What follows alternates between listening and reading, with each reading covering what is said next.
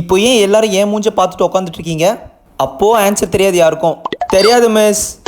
தெரியாதுன்னு சொல்றதுக்கு தான் நான் 2 நாள் லீவ் கொடுத்துட்டு படிச்சுட்டு வர சொன்னேனா? யுகேஷ் குரங்க, உனக்கு என்ன கேடு? விநாயகர் சதுர்த்திலாம் நல்லா போச்சா? நான் எங்க போனேன், விநாயகர் தான் வீட்டை விட்டு போனாரு. அதான் திமிராயிடுச்சு. என்ன பாவா உனக்கு என்ன? படிக்கல.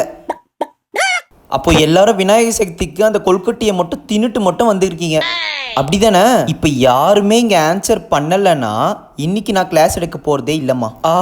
அப்பாடா முருகா, அப்போ இன்னைக்கு கிளாஸ் எடுக்க மாட்டான்னு நினைக்கிறேன். ஜாலி தான். பவாமா மிஸ், நேற்று கூட நான் உங்கள் அம்மாவை மார்க்கெட்டில் பார்த்தேன். நான் பேசிக்கிறேன். உங்களுக்காக நான் நைட்டு ஃபுல்லாக ப்ரிப்பேர் பண்ணிட்டு வந்து கிளாஸ் எடுக்கிறேன். ஆனால் அதுக்கு நீங்கள் ரெஸ்பான்ஸ் பண்ண மாட்டீங்க. எனக்கும் குழந்தைங்க ஃபேமிலிஸ் எல்லாம் இருக்குது தெரியும்ல? குழந்தைகள் யாராவது ஒருத்தங்க ஆன்சர் எழுதியிருந்தா நான் ரொம்ப சந்தோஷப்பட்டிருப்பேன். பவாமா, I did not expect from you. நான் உங்கள் எல்லாருக்கும் 5 மினிட்ஸ் டைம் கொடுக்குறேன். அதுக்குள்ளே அந்த ஆன்சரை எல்லாரும் எழுதி முடிச்சிருக்கணும். இல்லைன்னா லஞ்ச் உங்கள் யாருக்கும் கிடையாது.